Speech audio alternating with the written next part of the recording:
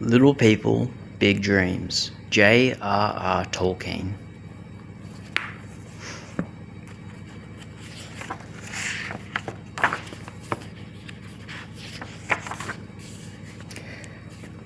John Ronald Reuel left South Africa when he was only 3, excited to visit England and meet his grandparents. His father died soon after the family's departure, and he never went back to the land he once called home.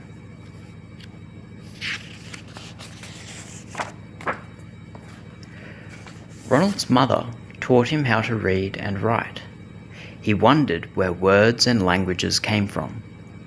He also found pleasure observing nature and loved to draw majestic trees and stunning landscapes. But when his family moved to the big city, Ronald felt nature had been taken away from him forever. At night, he dreamt of an imaginary world where magical flowers would grow on the graves of the brave.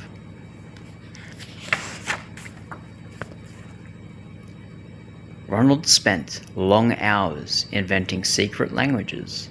He named the first of them Nafaran and loved repeating its words, but he didn't just look for beauty in its sound, he also gave each word a meaning. After his mother died, he and his brother were left to the care of a friend. He and his brother were left to the care of a friend, Father Francis, who gave them the best education. At King Edward's School, Ronald met 3 extraordinary boys, Rob, Geoffrey, and Christopher. They were not just friends, but members of a secret society that met every afternoon to read poems and stories. It was in one of these meetings that Ronald decided to learn everything he could about the origins of language. He was studying English at Oxford thanks to a scholarship when the war started. One by one, he and his friends were sent to fight.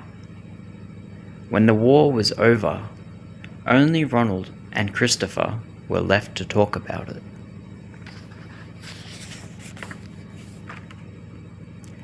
Ronald married his lifelong love, Edith.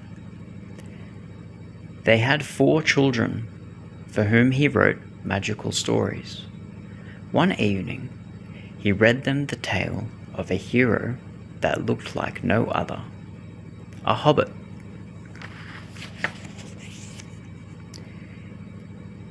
It wasn't just his family who loved that story. When The Hobbit was published, it became such a success that everyone wanted more.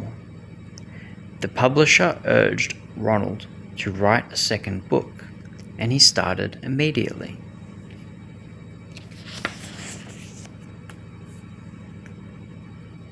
It took him 12 years to complete the 9,250 pages of Lord of the Rings, a heroic tale where hobbits, dwarves, elves, wizards, and men joined together as friends to save Ronald's imaginary land, Middle-earth.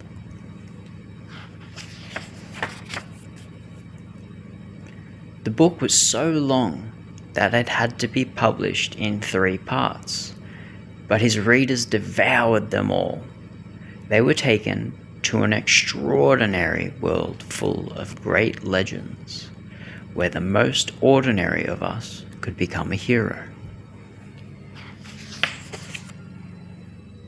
Ronald's vast world kept growing in his mind, and on the pages of another book, the Silmarillion, it was a book that could never be completed, because the end of a story was always the beginning of a new one.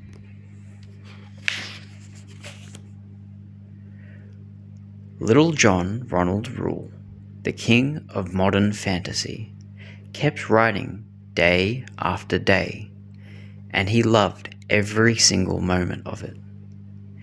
Because he knew that it doesn't matter where we go, what matters is that we enjoy the journey. The end? Question mark? It is. Love you, Sev.